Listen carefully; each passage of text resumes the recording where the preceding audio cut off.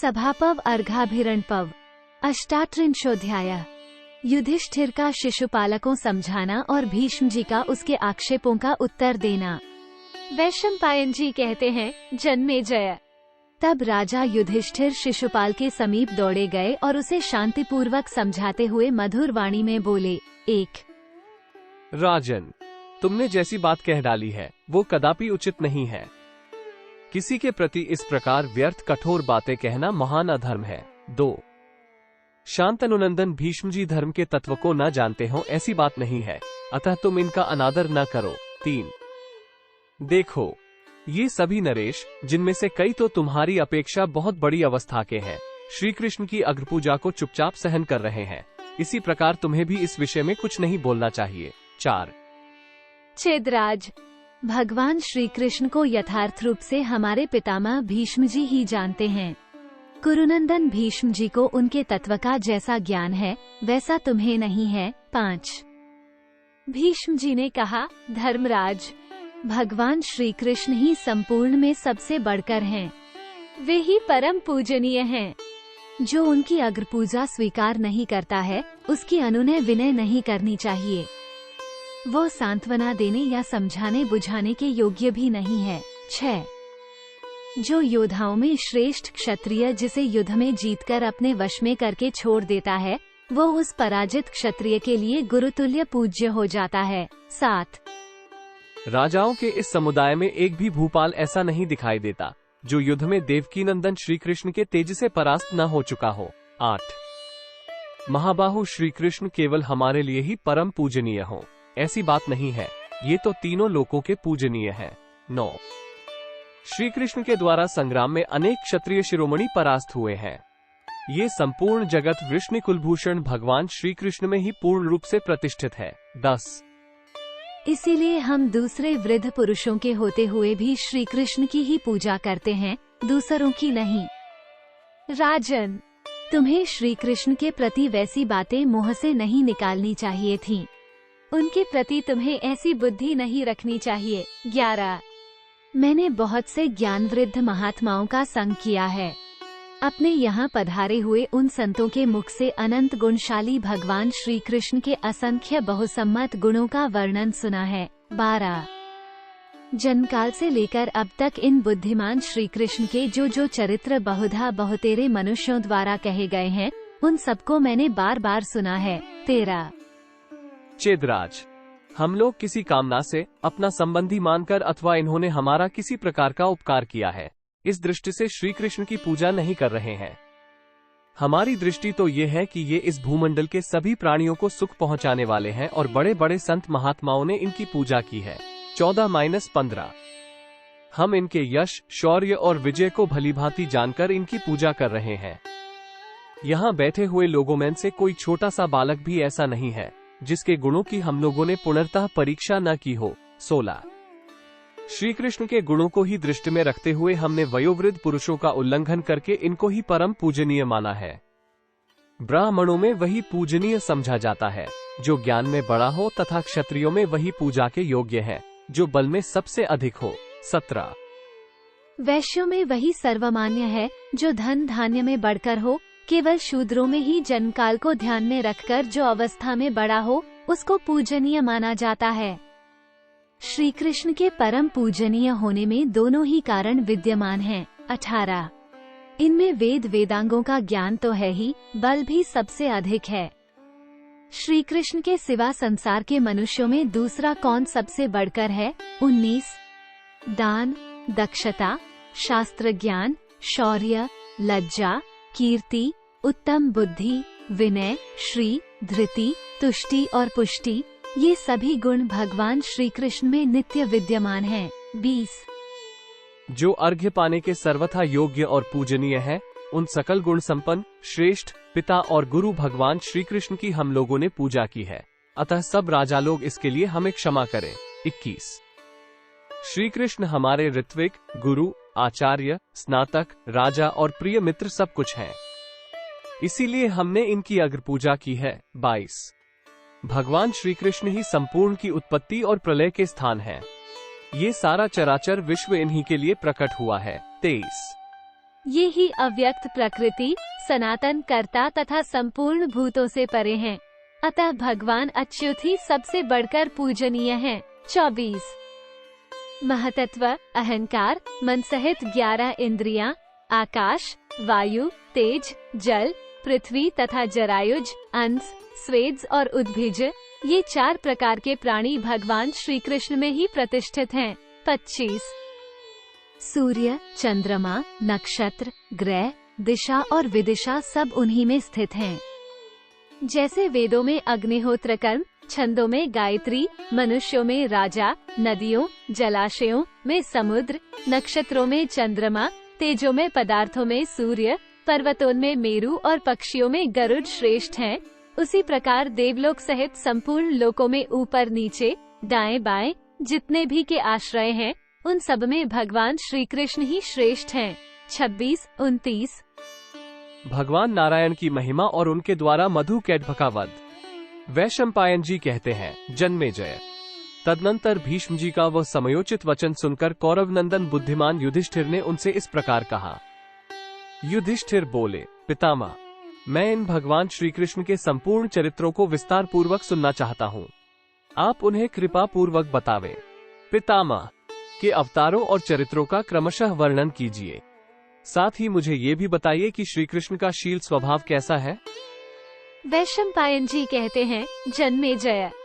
उस समय युधिष्ठिर के इस प्रकार अनुरोध करने पर भीष्म ने राजाओं के उस समुदाय में देवराज इंद्र के समान सुशोभित होने वाले भगवान वासुदेव के सामने ही शत्रुहता भरत श्रेष्ठ युधिष्ठिर से भगवान श्री कृष्ण के अलौकिक कर्मों का, जिन्हें दूसरा कोई कदापि नहीं कर सकता, वर्णन किया। धर्मराज के समीप बैठे हुए संपूर्ण नरेश उनकी यह बात सुन रहे थे। राजन, बुद्धिमानों में श्रेष्ठ भीमकर्मा भीष्म ने शत्रुघ्न चेदराज शिशुपालकों सांत्वनापूर्ण शब्दों में ही समझाकर कुरुराज युधिष्ठिर से पुनः इस प्रकार कहना आरंभ किया। भीष्म बोले, राजा युधिष्ठिर, पुरुषोत्तम भगवान श्री कृष्ण के दिव्य कर्मों की गति बड़ी गहन है। उन्होंने पूर्व काल में और इस समय भी जो महान कर्म किए हैं, उन्हें बताता हूँ, सुनो। ये सर्वशक्तिमान भगवान अव्यक्त होते हुए भी व्यक्त स्वरूप धारण करके स्थित हैं। पूर्व काल में ये भगवान श्री कृष्ण ही नारायण रूप में स्थित थे। ये ही स्वयंभू एवं संपूर्ण के प्रपितामह हैं। इनके सहस्रों मस्तक हैं। ये ही पुरुष, ध्रुव, अव्यक्त एवं सनातन परमात्मा है। इनके सहस्रों नेत्र, सहस्रों मुख और सहस्रों चरण हैं। ये सर्वव्यापी परमेश्वर सहस्रों भुजाओं, सहस्रों रूपों और सहस्रों नामों से युक्त हैं। इनके मस्तक सहस्रों मुकुटों से मंडित हैं। ये महान तेजस्वी देवता हैं। संपूर्ण विश्व इन्हीं का स्वरूप है। इनके अनेक वर्ण हैं। ये देवताओं के भी आदि कारण हैं और अव्यक्त प्रकृति से परे अपने सच्चिदानंद घन स्वरूप में स्थित हैं। उन्हीं सामर्थ्यवान भगवान नारायण ने सबसे पहले जल की सृष्टि की है। फिर उस जल में उन्होंने स्वयं ही ब्रह्मा जी को उत्पन्न किया। ब्रह्मा जी के 4 मुख हैं। उन्होंने स्वयं ही संपूर्ण लोकों की सृष्टि की है। इस प्रकार आदिकाल में समस्त की उत्पत्ति हुई। फिर प्रलय काल आने पर, जैसा कि पहले हुआ था, समस्त स्थावर जंगम सृष्टि का नाश हो जाता है एवं चराचर का नाश होने के पश्चात ब्रह्मा आदि देवता भी अपने कारण तत्व में लीन हो जाते हैं और समस्त भूतों का प्रवाह प्रकृति में विलीन हो जाता है। उस समय एकमात्र सर्वात्मा भगवान महानारायण शेष रह जाते हैं। भरत नंदन, भगवान नारायण के सब अंग सर्वदेव में हैं। राजन, द्युलोक उनका मस्तक, आकाश नाभि और पृथ्वी चरण है। दोनों अश्विनी कुमार उनकी नासिका के स्थान में हैं। चंद्रमा और सूर्य नेत्र हैं एवं इंद्र और अग्नि देवता उन परमात्मा के मुख हैं। इसी प्रकार अन्य सब देवता भी उन महात्मा के विभिन्न अवयव हैं। जैसे गुंथी हुई माला की सभी मणियों में एक ही सूत्र व्याप्त रहता है, उसी प्रकार भगवान श्रीहरि संपूर्ण को व्याप्त करके स्थित हैं। प्रलय काल के अंत में सबको अंधकार से व्याप्त देख सर्वज्ञ परमात्मा ब्रह्मभूत महायोगी नारायण ने स्वयं अपने आप को ही ब्रह्मारूप में प्रकट किया। इस प्रकार अपनी महिमा से कभी च्युत न होने वाले, सबकी उत्पत्ति के कारणभूत और संपूर्ण भूतों के अध्यक्ष श्रीहरि ने ब्रह्मारूप से प्रकट हो सनय कुमार, रुद्र, मनु तथा तपस्वी ऋषि मुनियों को उत्पन्न किया। सबकी सृष्टि उन्होंने ही की। उन्हीं से संपूर्ण लोकों और प्रजाओं की उत्पत्ति हुई। युधिष्ठिर, समय आने पर उन मनु आदि ने भी सृष्टि का विस्तार किया। उन सब महात्माओं से नाना प्रकार की सृष्टि प्रकट हुई। इस प्रकार एक ही सनातन ब्रह्म अनेक रूपों में अभिव्यक्त हो गया। भरत नंदन, अब तक कई करोड़ कल्प बीत चुके हैं और कितने ही करोड़ प्रलय काल भी गत हो चुके हैं। मनवंतर, युग, कल्प और प्रलय ये निरंतर चक्र की भांति घूमते रहते हैं। ये संपूर्ण जगत विष्णुमय है। देवाधिदेव भगवान नारायण चतुर्मुख भगवान ब्रह्म की सृष्टि करके संपूर्ण लोकों का हित करने के लिए क्षीर सागर में निवास करते हैं। ब्रह्मा जी संपूर्ण देवताओं तथा लोकों के पितामह हैं, इसलिए श्री नारायण देव सबके प्रपितामह हैं।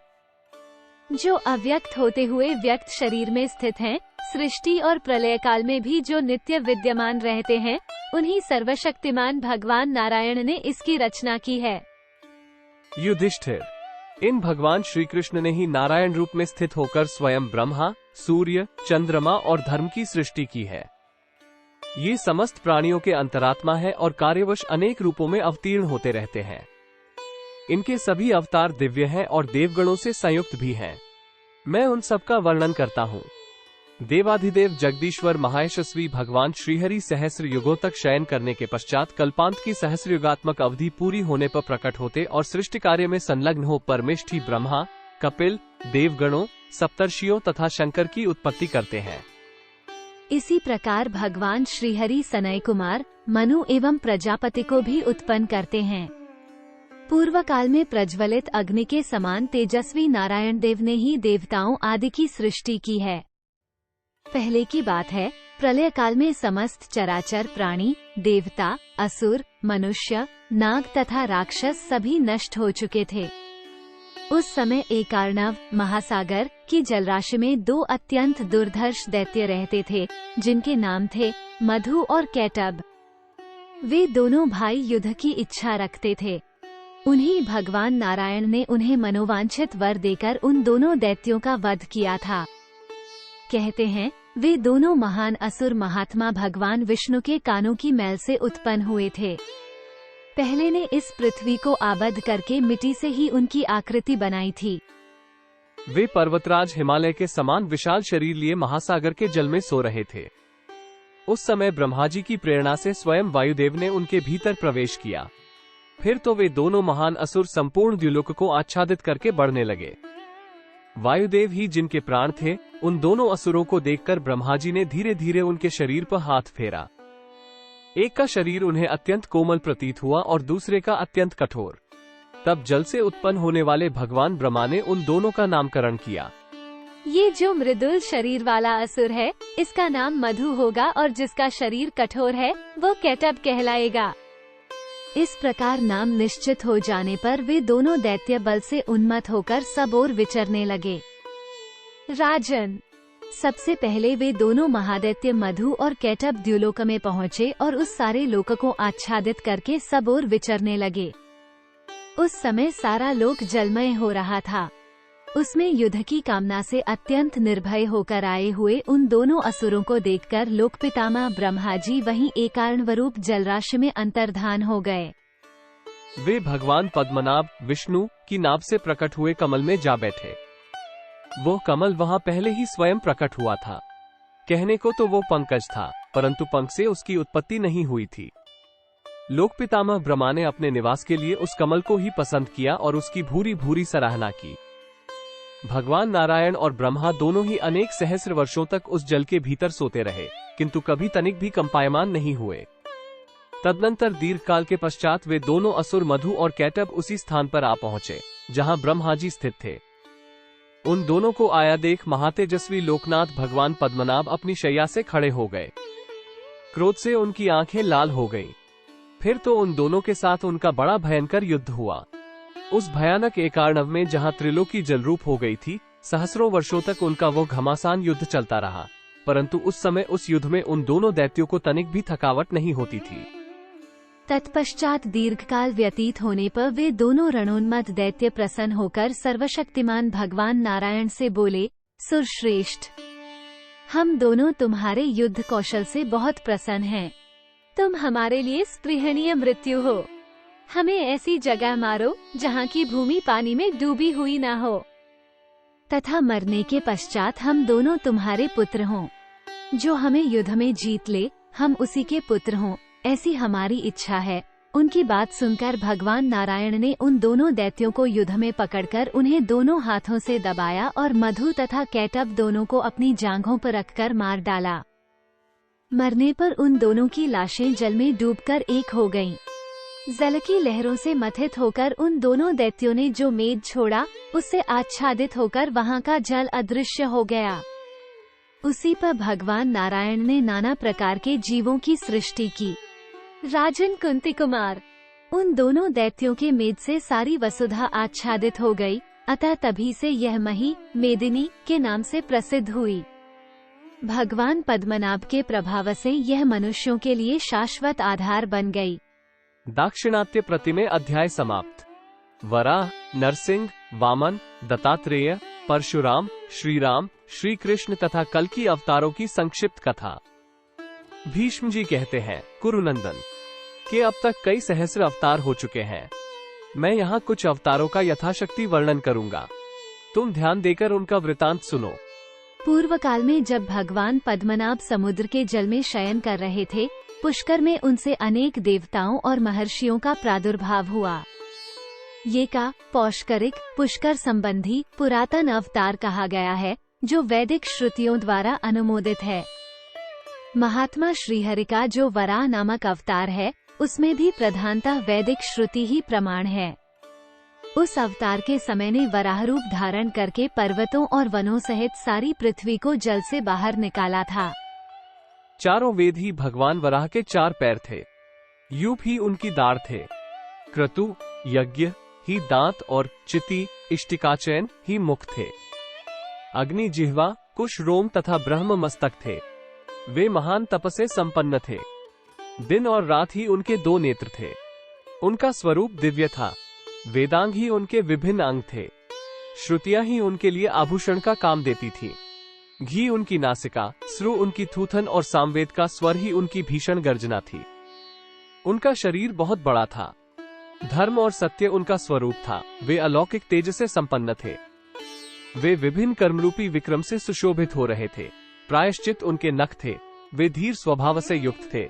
पशु उनके घुटनों के स्थान में थे और महान वृषभ धर्म ही उनका श्री विग्रह था।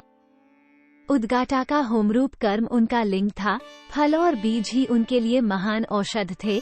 वे बाह्य और आभ्यंतर के आत्मा थे। वैदिक मंत्र ही उनके शारीरिक अस्थि विकार थे। देखने में उनका स्वरूप बड़ा ही सौम्य था। यज्ञ की वेदी ही उनके कंधे, हविष्य सुगंध और हव्य कव्य आदि उनके वेग थे। प्रागवंश, यजमानगृह एवं पत्नीशाला उनका शरीर कहा गया है। वे महान तेजस्वी और अनेक प्रकार की दीक्षाओं से व्याप्त थे। दक्षिणा उनके हृदय के स्थान में थी। वे महान योगी और महान शास्त्र स्वरूप थे। प्रीतिकारक उपाकर्म उनके ओष्ठ और प्रवर्ग्य कर्म ही उनके रत्नों के आभूषण थे। जल में पड़ने वाली छाया परछाई ही पत्नी की भांति उनकी सहायिका थी। वे मणिमय पर्वत शिखर की भांति ऊंचे जान पड़ते थे। इस प्रकार यज्ञ में वराह रूप धारण करके एकार्णव के जल में प्रविष्ट हो सर्वशक्तिमान सनातन भगवान विष्णु ने उस जल में गिरकर डूबी हुई पर्वत, वन और समुद्रों सहित अपनी महारानी भूदेवी का दाढ़ या सींग की सहायता से मार्कंडेय मुनि के देखते देखते उद्धार किया। सहस्रों मस्तकों से सुशोभित होने वाले उनने सींग या दाढ़ के द्वारा संपूर्ण के हित के लिए इस पृथ्वी का उद्धार करके उसे का एक सुदृढ़ आश्रय बना दिया। इस प्रकार भूत, भविष्य और वर्तमान स्वरूप भगवान यज्ञवराह ने समुद्र का जल हरण करने वाली भूदेवी का पूर्व काल में उद्धार किया था। उस समय उन देवाधिदेव विष्णु ने समस्त दानवों का संहार किया था। यह वराह अवतार का वृतांत बतलाया गया। अब नरसिंह अवतार का वर्णन सुनो, जिसमें नरसिंह रूप धारण करके ने हिरण्यकशिपु नामक दैत्य का वध किया था। राजन, प्राचीन काल में देवताओं का शत्रु हिरण्यकशिपु समस्त दैत्यों का राजा था। वह बलवान तो था ही, उसे अपने बल का घमंड भी बहुत था। वह तीनों लोकों के लिए कंटकरूप हो रहा था। पराक्रमी हिरण्यकशिपु धीर और बलवान था। दैत्य कुल का आदि पुरुष वही था। राजन, उसने वन में जाकर बड़ी भारी तपस्या की।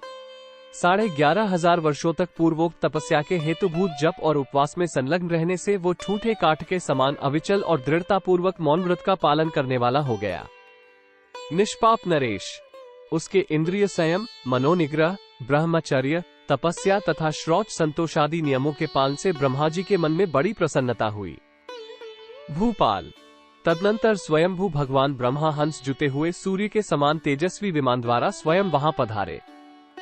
उनके साथ आदित्य, वसु, साध्य गण, देवगण, रुद्रगण, विश्वेदेव, यक्ष, राक्षस, किन्न, दिशा, विदिशा, नदी, समुद्र, नक्षत्र, मुहूर्त, अन्यान्य आकाशचारी ग्रह, तपस्वी देवर्षि, सिद्ध, सप्तर्षि, पुण्यात्मा राजर्षि, गंधर्व तथा अप्सराएं भी थीं। संपूर्ण देवताओं से घिरे हुए ब्रह्मवेताओं में श्रेष्ठ चराचर गुरु श्री मां ब्रह्मा उस दैत्य के पास आकर बोले। ब्रह्मा जी ने कहा, उत्तम व्रत का पालन करने वाले दैत्यराज, तुम मेरे भक्त हो। तुम्हारी इस तपस्या से मैं बहुत प्रसन्न हूँ। तुम्हारा भला हो। तुम कोई वर मांगो और मनोवांछित वस्तु प्राप्त करो। हिरण्यकशिपु बोला, सुरश्रेष्ठ, मुझे देवता, असुर, गंधर्व, यक्ष, नाग, राक्षस, मनुष्य और पिशाच कोई भी न मार सके। लोक पितामह, तपस्वी ऋषि महर्षि कुपित होकर मुझे शाप भी न दे, यही वर मैंने मांगा है। न शस्त्र से, न अस्त्र से, न पर्वत से, न वृक्ष से, न सूखे से, न गीले से और न दूसरे ही किसी आयुध से मेरा वध हो। पितामह, न आकाश में, न पृथ्वी पर, न रात में, न दिन में तथा न बाहर और न भीतर ही मेरा वध हो सके। पशु या मृग, पक्षी अथवा सरीसृप, सर्प, बिच्छू आदि से भी मेरी मृत्यु न हो। देव, यदि आप वर दे रहे हैं तो मैं इन्हीं वरों को लेना चाहता हूँ। ब्रह्मा जी ने कहा, तात, ये दिव्य और अद्भुत वर मैंने तुम्हें दे दिए। वत्स, इसमें संशय नहीं कि संपूर्ण कामनाओं सहित इन मनोवांछित वरों को तुम अवश्य प्राप्त कर लोगे। भीष्म जी कहते हैं, युधिष्ठिर, ऐसा कहकर भगवान ब्रह्मा आकाश मार्ग से चले गए और ब्रह्मलोक में जाकर ब्रह्मर्षिगणों से सेवित होकर अत्यंत शोभा पाने लगे। तदनंतर देवता, नाग, गंधर्व और मुनि उस वरदान का समाचार सुनकर ब्रह्मा जी की सभा में उपस्थित हुए। देवता बोले, भगवन, इस वर के प्रभाव से वह असुर हम लोगों को बहुत कष्ट देगा, अतः आप प्रसन्न होइए और उसके वध का कोई उपाय सोचिए। क्योंकि आप ही संपूर्ण भूतों के आदि सृष्टा, स्वयंभू, सर्वव्यापी, हव्य कव्य के निर्माता तथा अव्यक्त प्रकृति और ध्रुव स्वरूप हैं। भीष्म जी कहते हैं, युधिष्ठिर, देवताओं का ये लोकहितकारी वचन सुनकर दिव्य शक्ति संपन्न भगवान प्रजापति ने उन सब देवगणों से इस प्रकार कहा। ब्रह्मा जी ने कहा, देवताओं, उस असुर को अपनी तपस्या का फल अवश्य प्राप्त होगा। फलभोग के द्वारा जब तपस्या की समाप्ति हो जाएगी, तब भगवान विष्णु स्वयं ही उसका वध करेंगे। भीष्म जी कहते हैं, युधिष्ठिर, ब्रह्मा जी के द्वारा इस प्रकार उसके वध की बात सुनकर सब देवता प्रसन्नता पूर्वक अपने दिव्य धाम को चले गए। दैत्य हिरण्यकशिपु ब्रह्मा जी का वर पाते ही समस्त प्रजा को कष्ट पहुंचाने लगा। वरदान से उसका घमंड बहुत बढ़ गया था। वो दैत्यों का राजा होकर राज्य भोगने लगा। झुंड के झुंड दैत्य उसे घेरे रहते थे। उसने 7 द्वीपों और अनेक लोकांतरों को बलपूर्वक अपने वश में कर लिया। उस महान असुर ने तीनों लोकों में रहने वाले समस्त देवताओं को जीतकर संपूर्ण दिव्य लोकों और वहां के दिव्य भोगों पर अधिकार प्राप्त कर लिया। इस प्रकार तीनों लोकों को अपने अधीन करके वो दैत्य स्वर्गलोक में निवास करने लगा। वरदान के मद से उन्मत्त हो दानव हिरण्यकशिपु देवलोक का निवासी बन बैठा। तदनंतर वह महान असुर अन्य समस्त लोकों को जीतकर यह सोचने लगा कि मैं ही इंद्र हो जाऊं। चंद्रमा, अग्नि, वायु, सूर्य, जल, आकाश, नक्षत्र, 10 दिशाएं, क्रोध, काम, वरुण, वसुगण, अर्मा, धन देने वाले धनाध्यक्ष, यक्ष और किमपुरुषों का स्वामी, ये सब मैं ही हो जाऊं। ऐसा सोचकर उसने स्वयं ही बलपूर्वक उन पदों पर अधिकार जमा लिया। उनके स्थान ग्रहण करके उन सबके कार्य वो स्वयं देखने लगा। उत्तम देवशिगण श्रेष्ठ यज्ञों द्वारा जिन देवताओं का यजन करते थे, उन सबके स्थान पर वो स्वयं ही यज्ञ भाग का अधिकारी बन बैठा। नरक में पड़े हुए सब जीवों को वहां से निकालकर उसने स्वर्ग का निवासी बना दिया। बलवान दैत्यराज ने ये सब कार्य करके मुनियों के आश्रमों पर धावा किया और कठोर व्रत का पालन करने वाले सत्य धर्मपरायण एवं जितेंद्रिय महाभाग मुनियों को सताना आरंभ किया। उसने दैत्यों को यज्ञ का अधिकारी बनाया और देवताओं को उस अधिकार से वंचित कर दिया। जहां जहां देवता जाते थे वहां वहां वो उनका पीछा करता था। देवताओं के सारे स्थान हड़पकर वो स्वयं ही त्रिलोकी के राज्य का पालन करने लगा। उस दुरात्मा के राज्य करते 5,61,60,000 वर्ष व्यतीत हो गए। इतने वर्षों तक दैत्यराज हिरण्यकशिपु ने दिव्य भोगों और ऐश्वर्य का उपभोग किया। महाबली दैत्यराज हिरण्यकशिपु के द्वारा अत्यंत पीड़ित हो इंद्र आदि सब देवता ब्रह्मलोक में गए और ब्रह्मा जी के पास पहुंचकर खेदग्रस्त हो हाथ जोड़कर बोले। देवताओं ने कहा, भूत, वर्तमान और भविष्य के स्वामी भगवान पितामह, हम यहाँ आपकी शरण में आए हैं। आप हमारी रक्षा कीजिए। अब हमें उस दैत्य से दिन रात घोर भय की प्राप्ति हो रही है। भगवान, आप संपूर्ण भूतों के आदिसृष्टा, स्वयंभू, सर्वव्यापी, हव्य कव्यों के निर्माता, अव्यक्त प्रकृति एवं नित्य स्वरूप हैं। ब्रह्मा जी बोले, देवताओं सुनो, ऐसी विपत्ति को समझना मेरे लिए भी अत्यंत कठिन है। अंतर्यामी भगवान नारायण ही हमारी सहायता कर सकते हैं। वे विश्वरूप, महातेजस्वी, अव्यक्त स्वरूप, सर्वव्यापी, अविनाशी तथा संपूर्ण भूतों के लिए अचिंत्य हैं। संकट काल में मेरे और तुम्हारे वे ही परम गति हैं। भगवान नारायण अव्यक्त से परे हैं और मेरा आविर्भाव अव्यक्त से हुआ है। मुझसे समस्त प्रजा, संपूर्ण लोक तथा देवता और असुर भी उत्पन्न हुए हैं। देवताओं, जैसे मैं तुम लोगों का जनक हूँ, उसी प्रकार भगवान नारायण मेरे जनक हैं। मैं सबका पितामह हूँ और वे भगवान विष्णु प्रपितामह हैं। देवताओं, इस हिरण्यकशिपु नामक दैत्य का वे विष्णु ही संहार करेंगे। उनके लिए कुछ भी असंभव नहीं है, अतः सब लोग उन्हीं की शरण में जाओ, विलंब न करो। भीष्म जी कहते हैं, भरत श्रेष्ठ। पितामह ब्रह्मा का यह वचन सुनकर सब देवता उनके साथ ही क्षीर समुद्र के तट पर गए। आदित्य, गण, साध्य, विश्वेदेव, वसु, रुद्र, महर्षि, सुंदर रूप वाले अश्विनी कुमार तथा अन्यान्य जो दिव्य योनि के पुरुष हैं, वे सब अर्थात अपने गणों सहित समस्त देवता चतुर्मुख ब्रह्मा जी को आगे करके श्वेत द्वीप में उपस्थित हुए।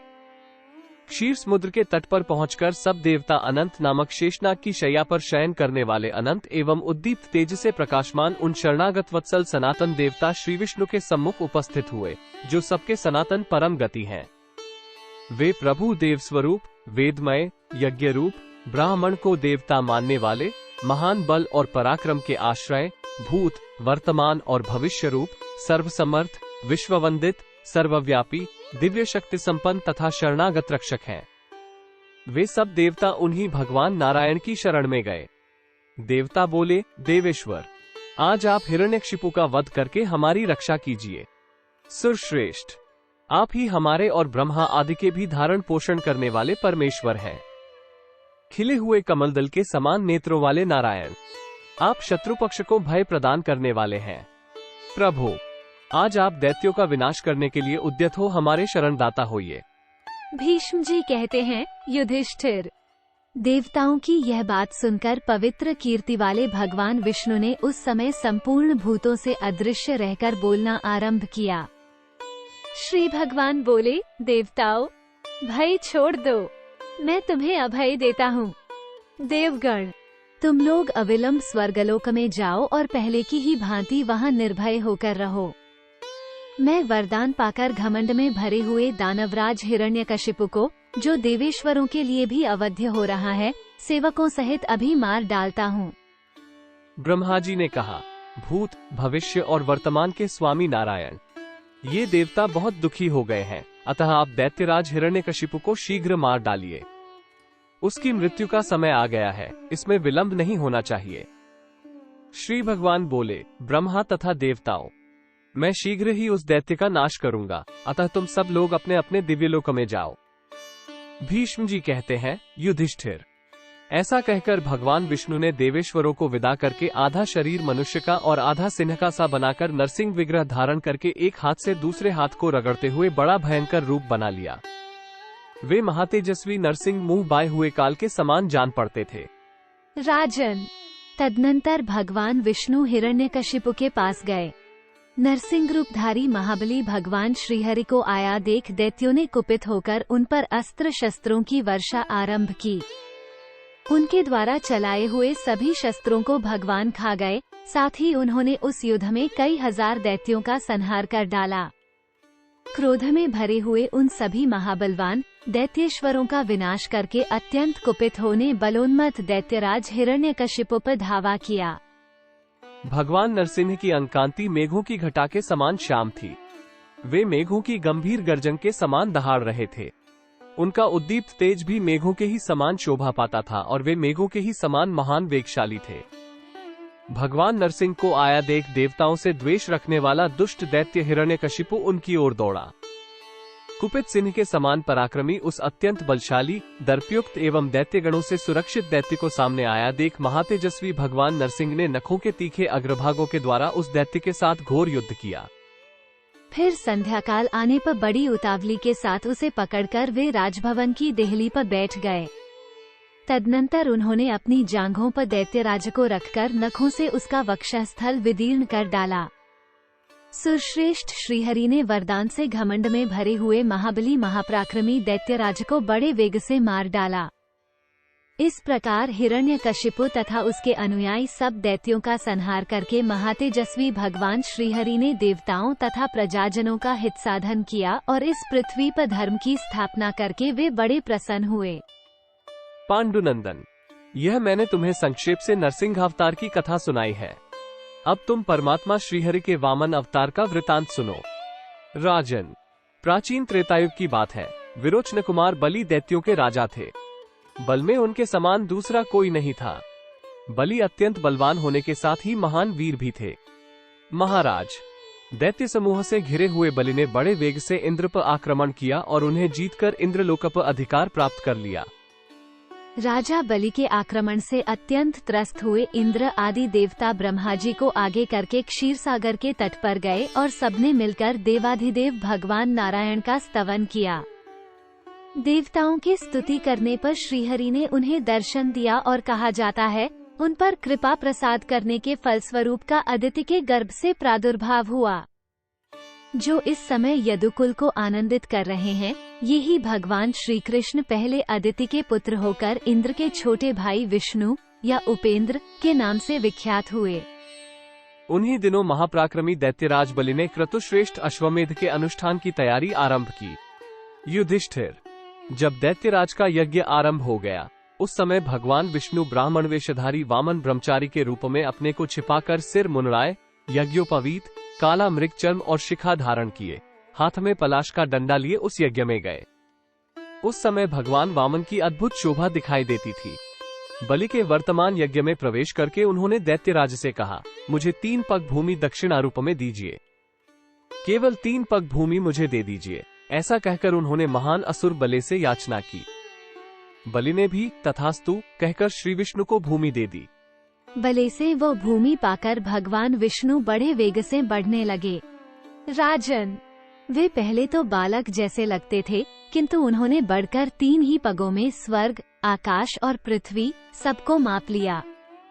इस प्रकार बलवान राजा बलि के यज्ञ में जब महाबली भगवान विष्णु ने केवल 3 पगों द्वारा त्रिलोकी को नाप लिया, तब किसी से भी क्षुब्ध न किए जा सकने वाले महान असुर क्षुब्ध हो उठे।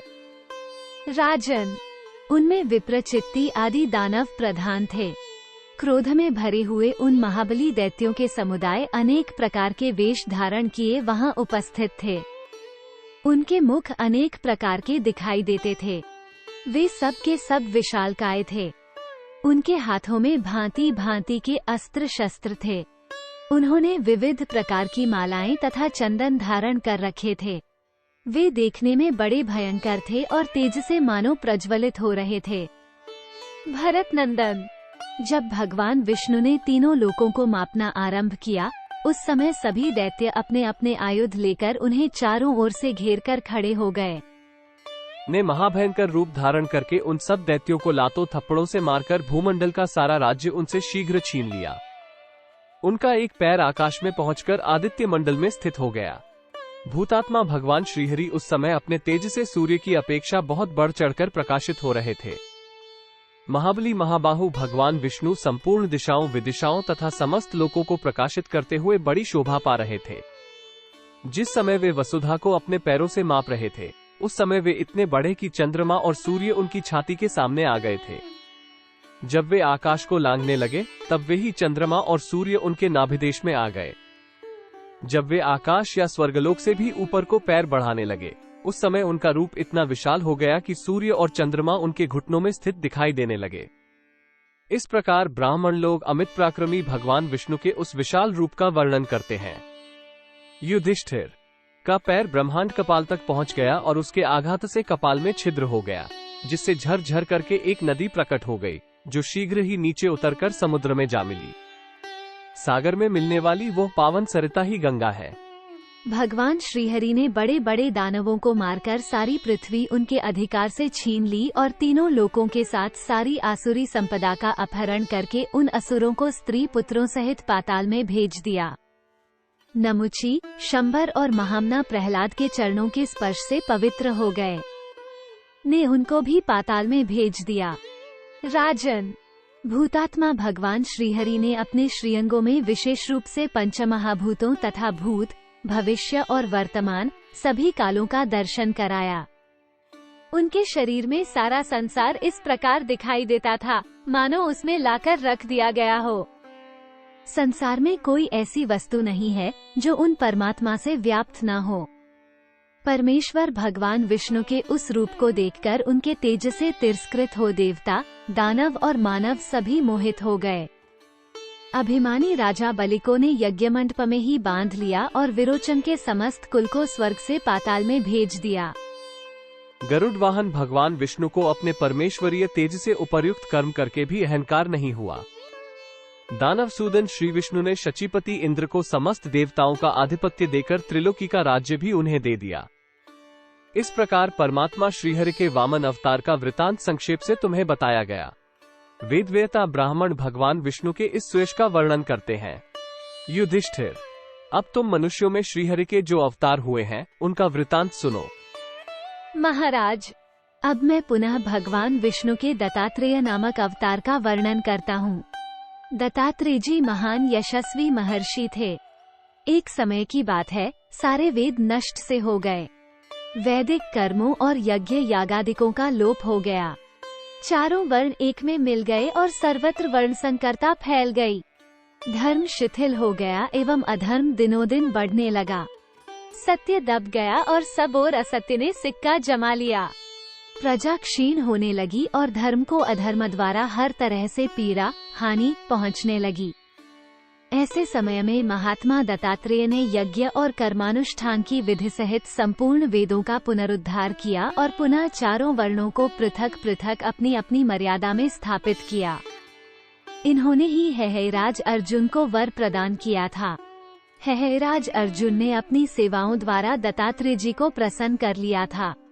वो अच्छी तरह सेवा में संलग्न हो वन में मुनिव दत्तात्रेय की परिचर्या में लगा रहता था। उसने दूसरों का दोष देखना छोड़ दिया था। वो ममता और अहंकार से रहित था।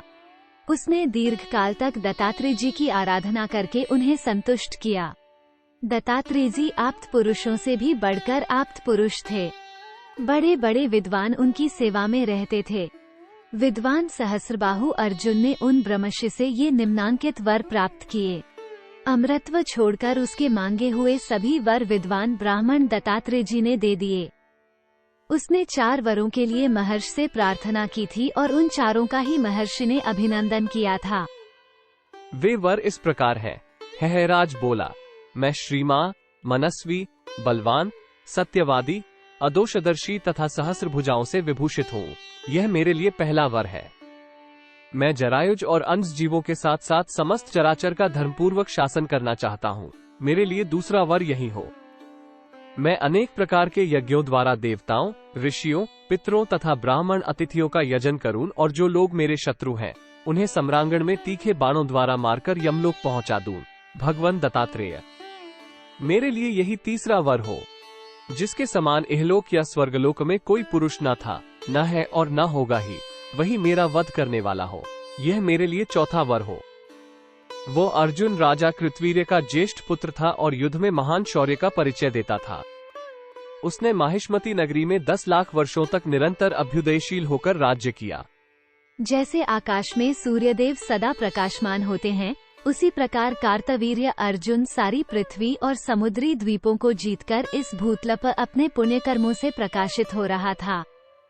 शक्तिशाली सहस्रबाहु ने इंद्रद्वीप, कशेरुद्वीप, ताम्रद्वीप, गब्स्तिमान द्वीप, गंधर्व द्वीप, वरुण द्वीप और सौम्याक्ष द्वीप को, जिन्हें उसके पूर्वजों ने भी नहीं जीता था, जीतकर अपने अधिकार में कर लिया। उसका श्रेष्ठ राजभवन बहुत ही सुंदर और सारा का सारा सुवर्णमय था। उसने अपने राज्य की आय को 4 भागों में बांट रखा था और इस विभाजन के अनुसार ही वो प्रजा का पालन करता था। वो उस आय के एक अंश के द्वारा सेना का संग्रह और संरक्षण करता था, दूसरे अंश के द्वारा गृहस्थी का खर्च चलाता था तथा उसका जो तीसरा अंश था, उसके द्वारा राजा अर्जुन प्रजाजनों की भलाई के लिए यज्ञों का अनुष्ठान करता था। वो सबका विश्वास पात्र और परम कल्याणकारी था। वो राजकीय आय के चौथे अंश के द्वारा गांवों और जंगलों में डाकुओं और लुटेरों को शासन पूर्वक रोकता था। कृतवीर्य कुमार अर्जुन उसी धन को अच्छा मानता था, जिसे उसने अपने बल पराक्रम द्वारा प्राप्त किया हो। काक या मूषक वृत्ति से जो लोग प्रजा के धन का अपहरण करते थे, उन सबको वह नष्ट कर देता था। उसके राज्य के भीतर गांवों तथा नगरों में घर के दरवाजे बंद नहीं किए जाते थे। राजन, कार्तवीर्य अर्जुन ही समूचे राष्ट्र का पोषक, स्त्रियों का संरक्षक, बकरियों की रक्षा करने वाला तथा गौओं का पालक था। वही जंगलों में मनुष्यों के खेतों की रक्षा करता था। ये है कार्तवीर्य का अद्भुत कार्य, जिसकी मनुष्यों से तुलना नहीं हो सकती। न पहले का कोई राजा कार्तवीर्य की किसी महत्ता को प्राप्त कर सका और न भविष्य में ही कोई प्राप्त कर सकेगा। वो जब समुद्र में चलता था, तब उसका वस्त्र नहीं भीगता था। राजा अर्जुन दत्तात्रेय जी के कृपा प्रसाद से लाखों वर्ष तक पृथ्वी पर शासन करते हुए इस प्रकार राज्य का पालन करता रहा।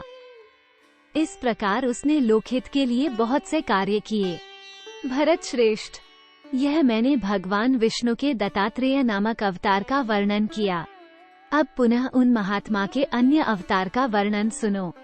का वह अवतार जामदग्नि परशुराम के नाम से विख्यात है। उन्होंने किस लिए और कब भृगुकुल में अवतार ग्रहण किया, वो प्रसंग बतलाता हूँ, सुनो। महाराज युधिष्ठिर, महर्षि जमदग्नि के पुत्र परशुराम बड़े पराक्रमी हुए हैं। बलवानों में श्रेष्ठ परशुराम जी ने ही हेहय वंश का संहार किया था। महापराक्रमी कार्तवीर्य अर्जुन बल में अपना सानी नहीं रखता था, किंतु अपने अनुचित बर्ताव के कारण जमदग्नि नंदन परशुराम के द्वारा मारा गया। शत्रुसूदन हेहयराज कार्तवीर्य अर्जुन रथ पर बैठा था, परंतु युद्ध में परशुराम जी ने उसे नीचे गिराकर मार डाला।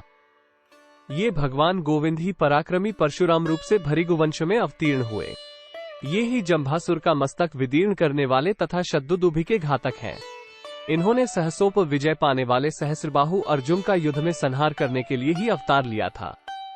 महायशस्वी परशुराम ने केवल धनुष की सहायता से सरस्वती नदी के तट पर एकत्रित हुए 6,40,000 क्षत्रियों पर विजय पाई थी। वे सभी क्षत्रिय ब्राह्मणों से द्वेष करने वाले थे। उनका वध करते समय नरश्रेष्ठ परशुराम ने और भी 14,000 शूरवीरों का अंत कर डाला। तदनंतर शत्रुघ्न राम ने 10,000 क्षत्रियों का और वध किया।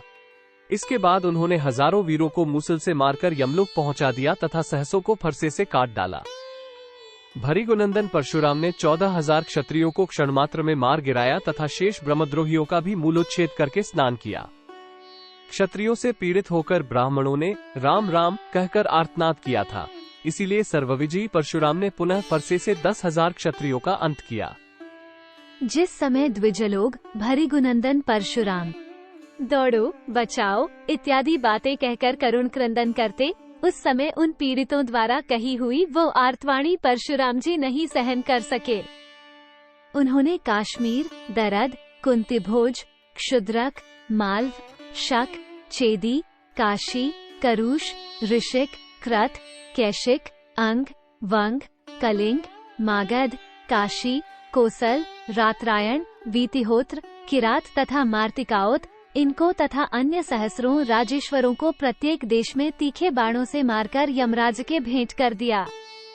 मेरु और मंदर पर्वत जिसके आभूषण हैं, वह पृथ्वी करोड़ों क्षत्रियों की लाशों से पट गई। 1-2 बार नहीं, 21 बार परशुराम ने ये पृथ्वी क्षत्रियों से सूनी कर दी। तदनंतर महाबाहु परशुराम ने प्रचुर दक्षिणा वाले यज्ञों का अनुष्ठान करके 100 वर्षों तक सौभ नामक विमान पर बैठे हुए राजा शाल्व के साथ युद्ध किया। भरत श्रेष्ठ युधिष्ठिर। तदनंतर सुंदर रथ पर बैठकर सौभ विमान के साथ युद्ध करने वाले शक्तिशाली वीर भृगुश्रेष्ठ परशुराम ने गीत गाती हुई नग्निका कुमारियों के मुख से ये सुना। राम राम महाबाहो, तुम भृगुवंश की कीर्ति बढ़ाने वाले हो, अपने सारे अस्त्र शस्त्र नीचे डाल दो। तुम सौभ विमान का नाश नहीं कर सकोगे। भयभीतों को अभय देने वाले चक्रधारी गदापाणी भगवान श्री विष्णु प्रद्युम्न और सांब को साथ लेकर युद्ध में सौभ विमान का नाश करेंगे। ये सुनकर पुरुष सिंह परशुराम उसी समय वंग को चल दिए। राजन, वे महायशस्वी मुनि कृष्णावतार के समय की प्रतीक्षा करते हुए अपने सारे अस्त्र शस्त्र, रथ, कवच, आयुध, बाण, परशु और धनुष जल में डालकर बड़ी भारी तपस्या में लग गए। शत्रुओं का नाश करने वाले धर्मात्मा परशुराम ने लज्जा, प्रज्ञा, श्री, कीर्ति और लक्ष्मी, इन पांचों का आश्रय लेकर अपने पूर्वोक्त रथ को त्याग दिया। आदिकाल में जिसकी प्रवृत्ति हुई थी, उस काल का विभाग करके भगवान परशुराम ने कुमारियों की बाट पर श्रद्धा होने के कारण ही सौभ विमान का नाश नहीं किया, असमर्थता के कारण नहीं। जमदग्निनंदन परशुराम के नाम से विख्यात वे महर्षि, जो विश्वविदित ऐश्वर्यशाली महर्षि हैं, वे इन्हीं श्री कृष्ण के अंश हैं, जो इस समय तपस्या कर रहे हैं। राजन, अब महात्मा भगवान विष्णु के साक्षात स्वरूप श्रीराम के अवतार का वर्णन सुनो, जो विश्वामित्र मुनि को आगे करके चलने वाले थे। चैत्र मास के शुक्ल पक्ष की 9वीं तिथि को अविनाशी भगवान महाबाहु विष्णु ने अपने आप को 4 स्वरूपों में विभक्त करके महाराज दशरथ के सकाश से अवतार ग्रहण किया था। वे भगवान सूर्य के समान तेजस्वी राजकुमार लोक में श्रीराम के नाम से विख्यात हुए। कुंती नंदन युधिष्ठिर को प्रसन्न करने तथा धर्म की स्थापना के लिए ही महायशस्वी सनातन भगवान विष्णु वहां प्रकट हुए थे। मनुष्यों के स्वामी भगवान श्रीराम को साक्षात सर्वभूतपति श्रीहरि का ही स्वरूप बतलाया जाता है। भारत, उस समय विश्वामित्र के यज्ञ में विघ्न डालने के कारण राक्षस सुबाहु श्री रामचंद्र जी के हाथों मारा गया और मारीच नामक राक्षस को भी बड़ी चोट पहुंची। परम बुद्धिमान विश्वामित्र मुनि ने देवशत्रु राक्षसों का वध करने के लिए श्री रामचंद्र जी को ऐसे ऐसे दिव्यास्त्र प्रदान किए थे, जिनका निवारण करना देवताओं के लिए भी अत्यंत कठिन था। उन्हीं दिनों महात्मा जनक के यहाँ धनुष यज्ञ हो रहा था। उसमें श्रीराम ने भगवान शंकर के महान धनुष को खेल खेल में ही तोड़ डाला। तदनंतर सीता जी के साथ विवाह करके रघुनाथ जी अयोध्यापुरी में लौट आए और वहाँ सीता जी के साथ आनंद पूर्वक रहने लगे। कुछ काल के पश्चात पिता की आज्ञा पाकर वे अपनी विमाता महारानी कैकेयी का प्रिय करने की इच्छा से वन में चले गए। वहाँ सब धर्मों के ज्ञाता और समस्त प्राणियों के हित में तत्पर श्री रामचंद्र जी ने लक्ष्मण के साथ 14 वर्षों तक वन में निवास किया। भरतवंशी राजन, 14 वर्षों तक उन्होंने वन में तपस्या पूर्वक जीवन बिताया। उनके साथ उनकी अत्यंत रूपवती धर्मपत्नी भी थी, जिन्हें लोग सीता कहते थे। अवतार के पहले श्री विष्णु रूप में रहते समय के साथ उनकी जो योग्यतमा भार्या लक्ष्मी रहा करती है, उन्होंने ही उपयुक्त होने के कारण श्री राम अवतार के समय सीता के रूप में अवतीर्ण हो अपने पतिदेव का अनुसरण किया था। भगवान श्री राम जनस्थान में रहकर देवताओं के कार्य सिद्ध करते थे। धर्मात्मा श्री राम ने प्रजाजनों के हित की कामना से भयानक कर्म करने वाले 14,000 राक्षसों का वध किया, जिनमें मारीच, खर, दूषण और त्रिशरा आदि प्रधान थे। उन्हीं दिनों 2 शापग्रस्त गंधर्व क्रूरकर्मा राक्षसों के रूप में वहां रहते थे, जिनके नाम विराद और कबंध थे। श्री राम ने उन दोनों का भी संहार कर डाला। उन्होंने रावण की बहन शूर्पणखा की नाक भी लक्ष्मण के द्वारा कटवा दी। इसी के कारण राक्षसों के षड्यंत्र से उन्हें पत्नी का वियोग देखना पड़ा। तब वे सीता की खोज करते हुए वन में विचरने लगे। तदनंतर ऋषमुख पर्वत पर जा पंपासरोवर को लांघकर श्रीराम जी सुग्रीव और हनुमान जी से मिले और उन दोनों के साथ उन्होंने मैत्री स्थापित कर ली। तत्पश्चात श्री रामचंद्र जी ने सुग्रीव के साथ किष्किंधा में जाकर महाबली वानर राज बाली को युद्ध में मारा और सुग्रीव को वानरों के राजा के पद पर अभिषिक्त कर दिया। राजन, तदनंतर पराक्रमी श्रीराम सीता जी के लिए उत्सुक हो बड़ी उतावली के साथ उनकी खोज कराने लगे। वायुपुत्र जी ने पता लगाकर यह बतलाया कि सीता जी लंका में हैं। तब समुद्र पर पुल बांधकर वानरों सहित श्रीराम ने सीता जी के स्थान का पता लगाते हुए लंका में प्रवेश किया। वहां देवता, नागगण, यक्ष, राक्षस तथा पक्षियों के लिए अवध्य और युद्ध में दुर्जय राक्षसराज रावण करोड़ों राक्षसों के साथ रहता था। वो देखने में खान से खोदकर निकाले हुए कोयले के ढेर के समान जान पड़ता था। देवताओं के लिए उसकी ओर आंख उठाकर देखना भी कठिन था। ब्रह्मा जी से वरदान मिलने से उसका घमंड बहुत बढ़ गया था। श्रीराम ने त्रिलोकी के लिए कंटक रूप महाबली विशालकाय वीर रावण को उसके मंत्रियों और वंशजों सहित युद्ध में मार डाला। इस प्रकार संपूर्ण भूतों के स्वामी श्री रघुनाथ जी ने प्राचीन काल में रावण को सेवकों सहित मारकर लंका के राज्य पर राक्षसपति महात्मा विभीषण का अभिषेक करके उन्हें वहीं अमरत्व प्रदान किया। पांडुनंदन, तत्पश्चात श्रीराम ने पुष्पक विमान पर आरूढ़ हो सीता को साथ ले दलबल सहित अपनी राजधानी में जाकर धर्मपूर्वक राज्य का पालन किया। राजन, उन्हीं दिनों मथुरा में मधु का पुत्र लवण नामक दानव राज्य करता था, जिसे रामचंद्र जी की आज्ञा से शत्रुघ्न ने मार डाला। इस प्रकार धर्मात्माओं में श्रेष्ठ श्री रामचंद्र जी ने लोकहित के लिए बहुत से कार्य करके विधि पूर्वक राज्य का पालन किया। उन्होंने 10 अश्वमेध यज्ञों का अनुष्ठान किया और सरयू तट के जारुधि प्रदेश को विघ्न बाधाओं से रहित कर दिया। श्री रामचंद्र जी के शासनकाल में कभी कोई अमंगल की बात नहीं सुनी गई। उस समय प्राणियों की अकाल मृत्यु नहीं होती थी और किसी को भी धन की रक्षा आदि के निमित्त भय नहीं प्राप्त होता था। संसार के जीवों को जल और अग्नि आदि से भी भय नहीं होता था। विधवाओं का करुण क्रंदन नहीं सुना जाता था तथा स्त्रियां अनाथ नहीं होती थीं।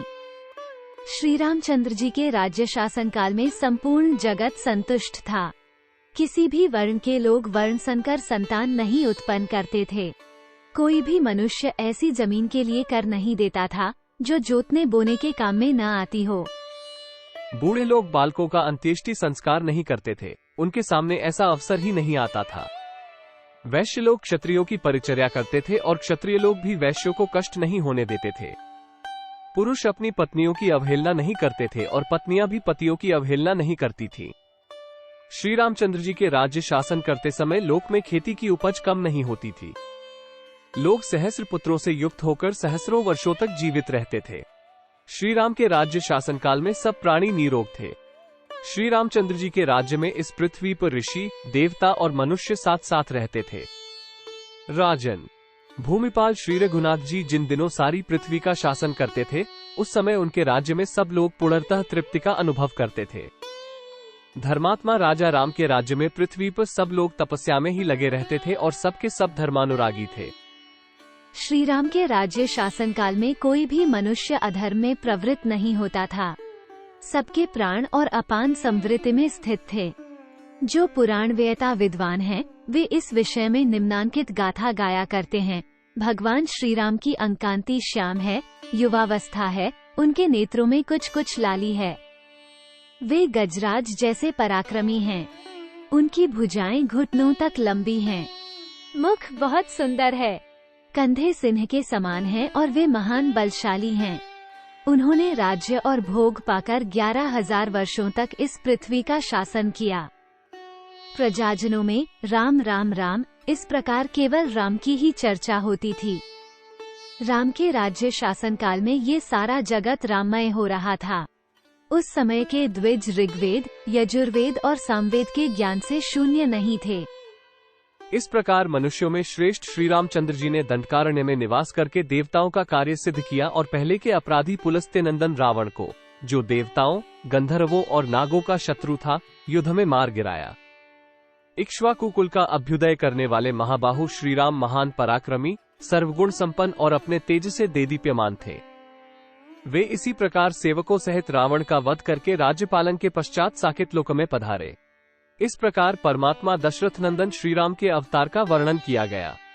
राजन, तदनंतर अब 28वें द्वापर में भय भीतों को अभय देने वाले श्रीवत्स विभूषित महाबाहु भगवान श्री कृष्ण के रूप में श्री विष्णु का अवतार हुआ है। ये इस लोक में परम सुंदर, उदार, मनुष्यों में अत्यंत सम्मानित, स्मरण शक्ति से संपन्न, देश काल के ज्ञाता एवं शंख, चक्र, गदा और खड्ग आदि आयुध धारण करने वाले हैं। वासुदेव के नाम से इनकी प्रसिद्धि है। ये सदा सब लोगों के हित में संलग्न रहते हैं। भूदेवी का प्रिय कार्य करने की इच्छा से इन्होंने वृष्णि वंश में अवतार ग्रहण किया है।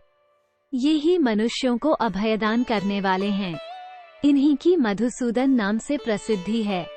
इन्होंने ही शकटासुर, यमलर्जुन और पूतना के मर्मस्थानों में आघात करके उनका संहार किया है। मनुष्य शरीर में प्रकट हुए कंस आदि दैत्यों को युद्ध में मार गिराया। परमात्मा का यह अवतार भी लोकहित के लिए ही हुआ है। कलयुग के अंत में जब धर्म शिथिल हो जाएगा, उस समय भगवान श्रीहरि पाखंडियों के वध तथा धर्म की वृद्धि के लिए और ब्राह्मणों के हित की कामना से पुनः अवतार लेंगे। उनके उस अवतार का नाम होगा कल्कि विष्णुयशा के ये तथा और भी बहुत से दिव्य अवतार देवगणों के साथ होते हैं, जिनका ब्रह्मवादी पुरुष पुराणों में वर्णन करते हैं। दाक्षिणात्य प्रतिमे अध्याय समाप्त।